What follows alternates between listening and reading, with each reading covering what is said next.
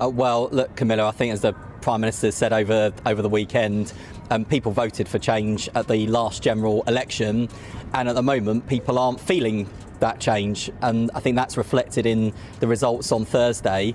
And you know, if I think about the NHS, for example, where we are making real progress, waiting lists have fallen 6 months in a row, the 2 million more appointments we promised in our first year, we actually delivered 7 months early, we're now standing at over 3 million. You know, if you're one of the people who's come off the waiting list, you'll be delighted. But if you're one of the 7 million cases still on the waiting list, you're probably shouting at the telly at this very moment saying... Have you ever watched a politician squirm on live television? That's exactly what happened during a recent interview on GB News, when Labour MP Wes Streeting found himself under real pressure. Host Camilla took off the kid gloves, ditching the gentle tone often used with left-leaning politicians, and came out swinging. Her questions were sharp, direct, and relentless. With little room to breathe, Streeting was rattled, struggling to defend Labour's shaky image and a growing list of controversial policies. Did you know over 95% of our viewers aren't subscribed? Subscribing is free and helps us create more great content. Hit subscribe now and join our community.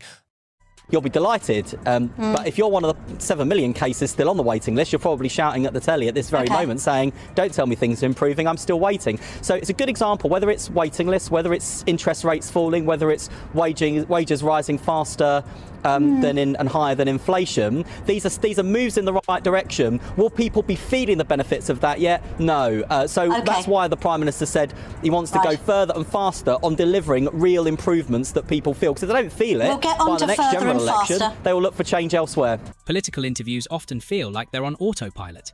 The presenter asks a list of predictable questions. The politician sticks to their carefully rehearsed lines, and the whole thing ends without revealing anything new or meaningful. But what happens when a host decides to throw out the rulebook? That's exactly what happened in the recent showdown between Camilla Tominey and Wes Streeting on GB News. It wasn't your typical back and forth. Right from the opening moments, Camilla came out swinging, and she didn't hold back. Instead of easing in with polite small talk, she went straight for the numbers. Out of the 285 seats under Streeting's watch, Labour had lost 197. Then came the blow. So you're actually less popular now than in 2021, even during your so-called political honeymoon. No warm-up, no fluff, just a brutal statistic laid bare. It was a striking shift from how political interviews usually go, where guests are often allowed to glide through with slick soundbites and polished deflections. Camilla wasn't having any of that. Whenever Streeting tried to pivot to his usual talking points, she cut in, pressing him to answer the real questions voters care about. She didn't just grill him with tough questions, she brought receipts. Quoting Labour MP Dan Carden, she laid out a damning picture of everyday life. Low wages, soaring prices, collapsing high streets, and public services stretched to breaking point, all while politicians make empty promises. Suddenly, Streeting wasn't just defending Labour's policies, he was fending off criticism from within his own party, and the pressure started to show. When he tried to counter with statistics about rising wages and shorter NHS waiting times, Camilla pushed back again. She challenged the disconnect between those numbers and the reality people are actually living. On paper, things might sound fine, but for ordinary people, they simply aren't. This wasn't an interview, it was more like a public cross-examination, and this time, the politician didn't have anywhere to hide. Well, we'll get on to further and faster. Let's just read an alternative narrative to the one that you've just spun me there. People have had enough. Enough of low wages and sky-high bills. Enough of high streets being left to rot. Enough of crumbling infrastructure and public services that don't work.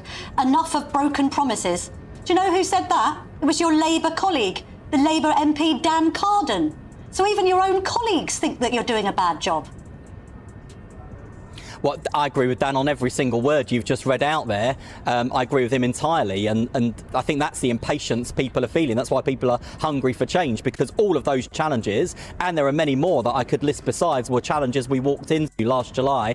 And turning around the country with multiple and deep crises does take time. So the impatience that people are feeling, I feel, and that's one of the reasons why, in my day-to-day work, I'm constantly driving to go faster. I'm always being told by people to slow down. I'm going harder. Most people still aren't seeing any real change. If you're one of the 7 million stuck on an NHS waiting list, you probably rolled your eyes or even shouted at the television when someone claimed things were improving. Camilla wasn't having any of it. She said what so many are thinking. right to his face. Don't tell me things are getting better when millions still aren't getting treatment. It was a rare moment on mainstream political television where someone actually pushed back against the polished spin and said, out loud, what real people are feeling. And things only got more intense when the conversation moved to the winter fuel allowance cuts. Camilla didn't tiptoe around the issue. She called the policy what it was, deeply unpopular. She asked the uncomfortable but necessary question, and what about delaying support for heating costs for the elderly? Isn't that just political backpedaling? The criticism of that policy has been loud, even from the government's own supporters. Many have said it's the final straw, the reason they've turned their backs on Labour. But Camilla didn't stop there. She stood her ground and called it one of the worst proposals Labour has ever put forward. Didn't she, Mr. Streeting? And as he fumbled to defend a policy he clearly didn't believe in, it was obvious to everyone watching. He was struggling. Camilla's body language said just as much as her words. She leaned in, eyes locked on her guest. Her gestures were sharp and controlled. She wasn't letting anything slide. No vague answers. No rehearsed sound bites. Just straight accountability. And that kind of toughness? It's rare. Especially in a media space that's too often filled with soft interviews and dead-end questions. But the real unraveling came when the interview turned to Lucy Powell's controversial comments about gang grooming. Under Camilla's persistent, unflinching questioning, Streeting's responses started to fall apart. They didn't sound honest anymore, just scripted, forced, shaky. Then came another blow, when asked about the North East London NHS Trust's position on gender issues. He tried to dodge, but Camilla didn't let up. Eventually, he admitted it. He didn't even understand why the statement had been issued. That moment, raw and unfiltered, was rare. A politician stepping away from the script, exposed not by hostility, but by relentless, honest questioning. It happened because Camilla refused to play the game. This interview was a powerful reminder of what can happen when journalists actually do their job, hold power to account. Seeing a senior politician squirm under real scrutiny made one thing painfully clear. Why isn't this the standard? The uncomfortable truth? Too many political journalists depend on access. They need politicians to keep showing up on their shows, and asking tough questions can burn those bridges. But when access becomes more important than truth, it's the public that pays the price. Camilla showed there's another way, a better way. One where honesty matters more than keeping the peace. And if we're serious about democracy, we need more of that. Because the real problem isn't the occasional soft interview.